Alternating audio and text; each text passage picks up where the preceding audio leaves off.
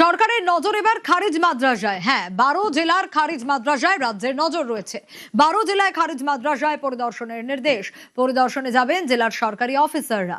খারিজ মাদ্রাসায় সরকারি সিলেবাস পড়ানো হয়। খারিজ মাদ্রাসায় সরকারি প্রকল্প চালু আছে।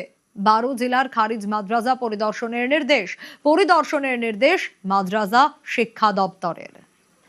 গত 23শে জুন বিধানসভায় খারিজ মাদ্রাসা নিয়ে কি বলেছিলেন মুখ্যমন্ত্রী, শুনুন।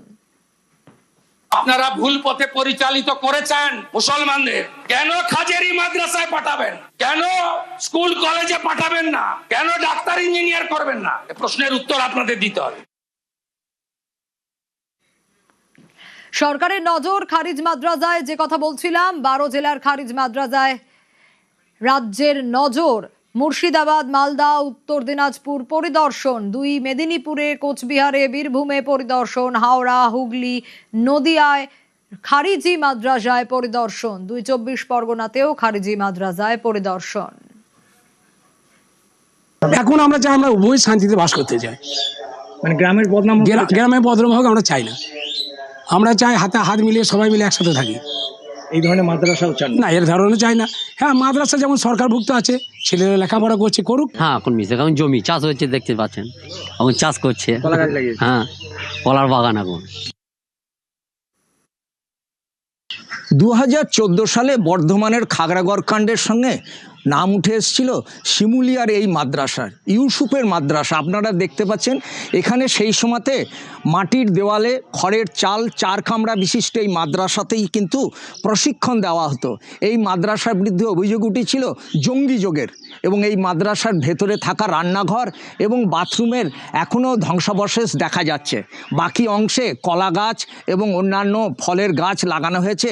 মাদ্রাসার যে জমির মালিক বোরহান, সেও পরে গ্রেপ্তার হয় পুলিশের হাতে, এবং ইউসুফ কিন্তু এখনো পর্যন্ত বিচারাধীন অবস্থাতেই আছে। এই মাদ্রাসা এখন মাটির সাথে মিশে গেছে। গ্রামবাসীরা এখন চাইছেন যে এই ধরনের মাদ্রাসা বা শিক্ষা প্রতিষ্ঠান আমরা চাই না, যা গ্রামের বদনাম ডেকে আনছে। আমরা চাইছি যেখানে শিক্ষা দেওয়া হবে সেই প্রকৃত মাদ্রাসাকে।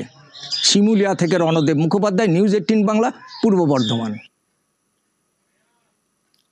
আজ থেকে বিমানবন্দরের ভেতরে বাকরা মসজিদে নামাজ বন্ধ। রানওয়ে থেকে মাত্র 165 মিটার দূরে মসজিদ। রানওয়ে সম্প্রসারণের জন্য মসজিদ সরানোর পরিকল্পনা। মসজিদ সরানোর প্রক্রিয়া শুরু, বন্ধ নামাজ।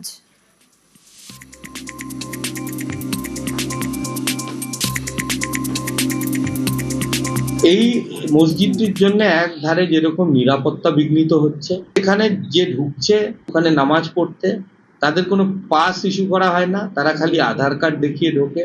এবং সিআইএসএফ এর অনেক জওয়ান এবং একটা বাস রাখতে হয় তাদের নিয়ে যাওয়া এবং নিয়ে আসার জন্য। এই মসজিদটা থাকার জন্য এয়ারপোর্টে রানওয়ে সম্প্রসারণ হতে পারছে না, এবং রানওয়ে সম্প্রসারণ হতে না পারার জন্য অনেক বড় বড় এয়ারলাইন্স এখানে কিন্তু আসতে পারছে না। রাষ্ট্রের কাজে যে কোনো সম্পত্তি যদি সরানো যায় তাহলে মসজিদও সরানো যাবে। আমরা বারবার বলেছি যে মসজিদের জন্য যা প্রয়োজনীয় ল্যান্ড লাগে সেটা আমরা উদ্যোগী হয়ে করে দেব এবং বানানোতেও সহযোগিতা করব।